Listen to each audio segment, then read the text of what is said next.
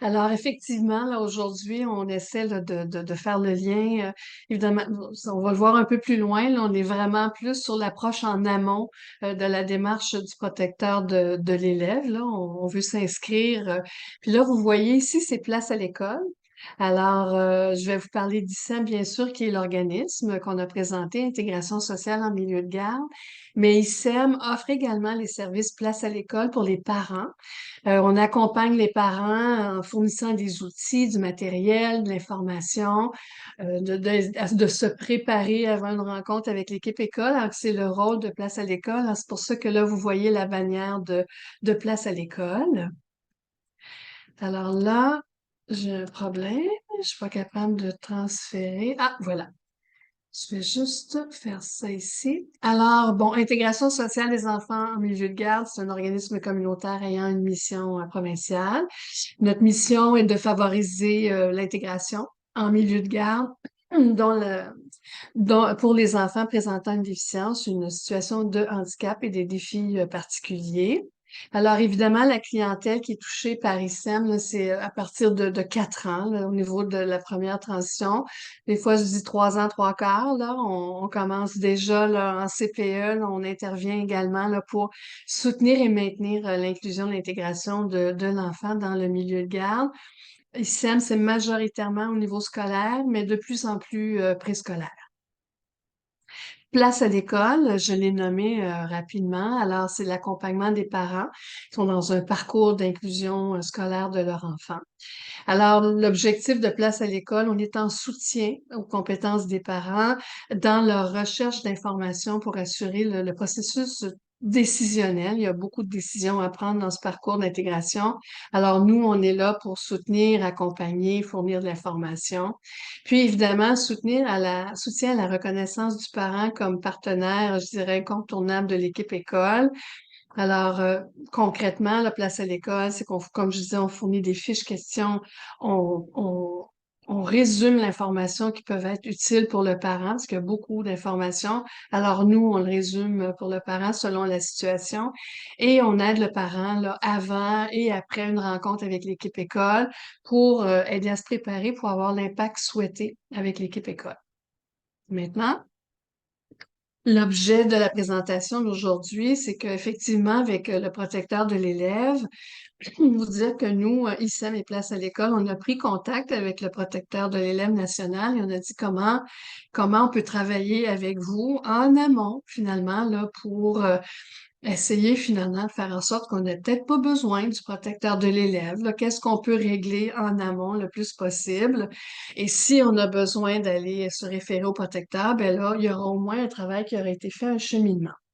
Alors, rapidement, là, le protecteur de l'élève, on sait qu'il y a eu la nomination d'un nouveau protecteur, qui est M. Jean-François Bernier. Ensuite, il y a eu l'entrée en vigueur au mois d'août 2023, c'est tout récent, là, d'une nouvelle procédure petit peu de traitement des plaintes, signalement et de mise en place en septembre. Ça a été mis en place en septembre pour l'ensemble des écoles du Québec. On a un protecteur national de l'élève, qui est M. Bernier, et il y a 17 protecteurs régionaux. Donc, pour chacune des régions administratives scolaires, il y a un protecteur régional. Le rôle du protecteur de l'élève, c'est bien sûr d'améliorer les services à l'élève, de trouver des solutions à des situations problématiques et de mettre en place une procédure et un traitement. Attends un petit peu, je me promène. Un traitement des plaintes, protéger les parents contre toute représailles. Dans le fond, ce qu'on dit ici, c'est que dans la démarche, si jamais on est en processus, en procédure et en traitement de plainte, bien le protecteur de l'élève assure les parents qui sont protégés de toute représailles parce qu'on sait que on peut avoir peur là, de faire des démarches puis d'avoir des représailles, des impacts peut-être un peu moins souhaités. Alors, les procédures sont clairement faites pour protéger les parents contre toute représailles. Je n'ai pas mis dans la présentation la définition d'une plainte, j'ai les délais de plainte et tout ça. Mais si jamais, parce que dans le fond, je voulais mettre l'emphase là, sur qu'est-ce qu'on peut faire en amont là, pour peut-être là, éviter, là, je dis pas qu'il faut éviter absolument le protecteur de l'élève, mais comment on peut résoudre la situation peut-être en amont. Si jamais vous souhaitez que comment on définit la plainte et tout ça, j'ai quand même l'information. Fait qu'on pourra peut-être le compléter, mais clairement, c'est une situation problématique qui ne se résorbe pas et qui fait en sorte qu'à un moment donné, à répétition, n'étant pas capable de trouver une solution avec l'école, on s'adresse au protecteur de l'élève régional. Donc, pour agir en amont, effectivement, Place à l'école pour agir en amont, on disait que l'objectif, c'est d'accompagner les parents dans le parcours d'intégration pour assurer une démarche constructive avec l'équipe école. Et ça, ben, il y a des étapes où à un moment donné, on n'arrive plus nécessairement à être dans une démarche constructive, mais comment on peut dénouer, comment on peut essayer de demeurer dans une démarche constructive.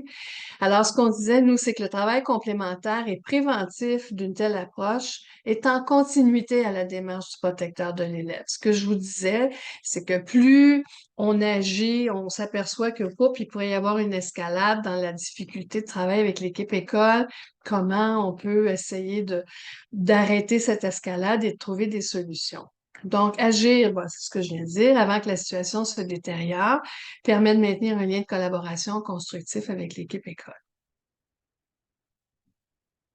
Dans nos pistes de stratégie, ce on voit souvent, entre autres avec Place à l'école, ce qu'on propose, c'est évidemment à partir du moment où on a une difficulté à faire valoir son point de vue, à faire valoir la situation problématique, ben, de noter les faits ou les situations que vous ou votre enfant vivez comme étant des incompréhensions ou des insatisfactions.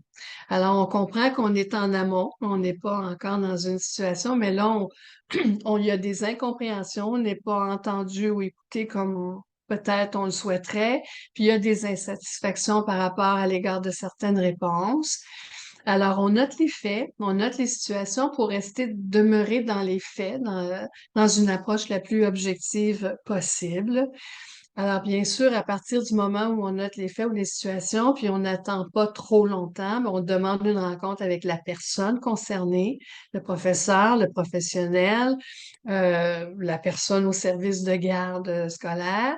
Donc, la personne concernée par cette situation pour faire part de vos observations. Bien évidemment, si on n'obtient pas de réponse, c'est pas satisfaisant ou que ça tarde trop, bien évidemment, la prochaine étape, c'est de demander une rencontre avec la direction d'école. Se préparer à la rencontre, alors c'est beaucoup ce qu'on travaille avec les parents qui nous interpellent à Place à l'école, c'est de prendre un temps de recul avant de rencontrer la personne visée parce que, bien sûr, il y a une insatisfaction, il y a des incompréhensions, on a essayé une fois, deux fois, on n'a pas nécessairement les réponses ou on ne sent pas la disponibilité ou l'accueil du côté de l'école. Alors, prendre un temps de recul avant de rencontrer la personne, reconnaître l'émotion qui nous habite en lien avec la situation. Et c'est pour ça qu'on disait préalablement de revenir à nos notes pour effectivement, là, objectiver la démarche, mais il faut également reconnaître l'émotion avant d'arriver à des émotions qui vont faire en sorte qu'on va avoir un peu plus de difficulté à rester dans une démarche constructive avec l'équipe école. Identifier une situation particulière dans les 2 dernières semaines. Alors, si effectivement on veut rencontrer une personne de l'école, l'enseignant, comme je disais, ou la direction, bien, je pense que c'est important de situer la démarche, de dire, bon, ben, ça fait 3 mois que ma situation dure, mais je vais identifier une situation particulière pour illustrer mon insatisfaction, puis je vais essayer de choisir quelque chose qui est assez récent, qui va interpeller rapidement la personne concernée à l'équipe école. Et comme ça nous permet là, de prioriser une situation en particulier pour ramener une relation un petit peu plus de collaboration constructive. Décrire cette situation objectivement à partir des informations que vous avez notées, que vous avez, puis écrire des mots-clés pour structurer votre démarche. Parce qu'à partir du moment où on rencontre la personne concernée de l'équipe école, on essaie, pour rester dans une démarche constructive, tout ça, d'avoir des mots-clés, donc un message essentiel qu'on veut transmettre à l'équipe école. On veut que l'équipe école comprenne notre priorité. Donc, ces mots-clés-là vont nous permettre de ramener notre message à nos deux, trois ou à nos deux priorités qu'on souhaite regarder avec l'équipe école. Je vous enlève des fois, puis j'ai vraiment besoin de vous voir quand je pense que j'ai de la difficulté sans ça.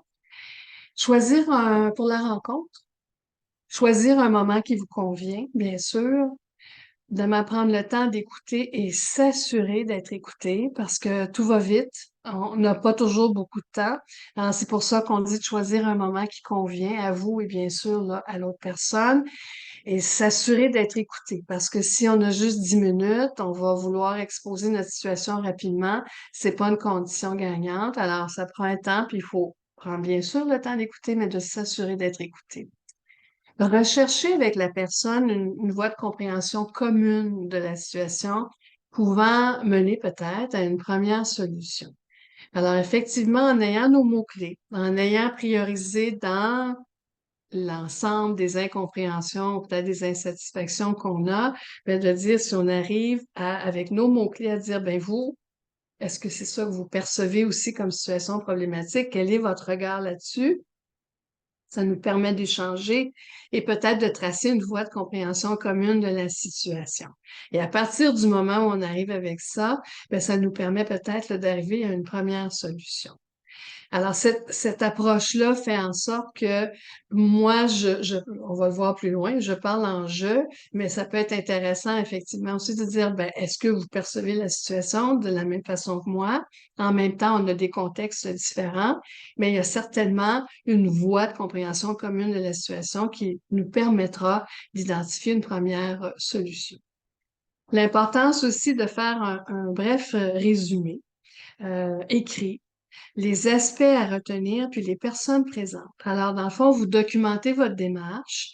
C'est important parce que on a mis des mots-clés, on a priorisé la situation qu'on voulait discuter avec l'équipe école.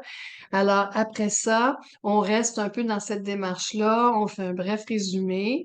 Moi, je retiens qu'il y a eu une ouverture par rapport à ça. Par contre, on a de la difficulté à avoir une ouverture sur tel autre aspect de l'insatisfaction.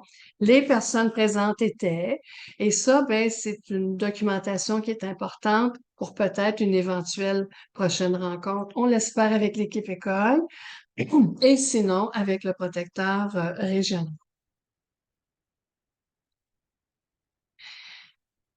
Si votre jeune vous accompagne, si vous souhaitez que le jeune vous accompagne, bien évidemment, c'est important de le préparer à la rencontre. Parce que on a documenté, on a tenté de prioriser la situation, l'incompréhension. Alors, il faut se préparer avec le jeune. Est-ce que ce jeune-là va être d'accord avec ce qu'on veut prioriser?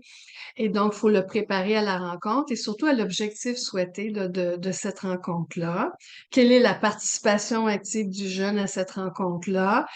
C'est toutes ces choses-là qu'il faut déterminer avec la personne avant la rencontre, puis de s'assurer que cette démarche-là pour le jeune, pardonnez-moi, soit une démarche valorisante pour le jeune.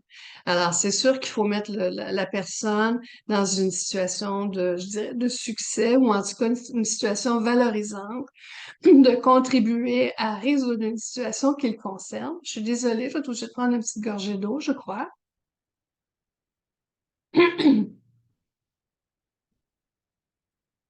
Si votre jeune a 14 ans et plus, il peut décider de faire la rencontre sans être accompagné de son parent. Il peut évidemment, par la suite, décider si l'information doit être partagée avec le parent ou pas. Mais ça, il faut savoir que la personne de 14 ans peut décider de faire la rencontre sans être accompagnée. Maintenant, les stratégies qu'on propose pour le parent, ben, sont aussi bonnes pour le jeune de 14 ans. Alors, si le jeune décide de faire sa démarche par lui-même, je pense que ça peut être intéressant à l'aider à se préparer à cette rencontre-là. C'est sûr que s'il veut le faire par lui-même, il y a peut-être des aspects qu'il ne souhaitait pas partager dans un premier temps avec tout le monde présent. Mais plus on est préparé, plus on identifie c'est quoi l'incompréhension qu'on souhaite régler, plus on identifie c'est quoi la ou les deux, trois attentes que j'ai par rapport à la rencontre, ben l'impact souhaité, on risque d'avoir un résultat plus positif et on souhaite d'avoir un impact plus positif dans notre démarche. Et quand on se prépare de cette façon-là, quand on aide notre jeune à se préparer également, bien, du côté de l'équipe école, ben, il y a comme c'est une démarche valorisante pour tout le monde. On est prêt, on sait, on se met en situation de partage. Alors, il y a plus de chances là, de succès dans la démarche.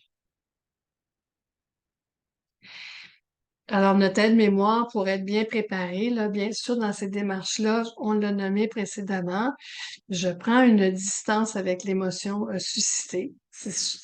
On insiste beaucoup là-dessus, mais nécessairement, quand on vit des insatisfactions, des incompréhensions avec l'équipe école, puis qu'il commence à y avoir une escalade qui s'installe, ben, l'émotion prend le dessus, la frustration, on se sent pas compris, on sent que notre jeune, il n'y a pas réponse à son besoin.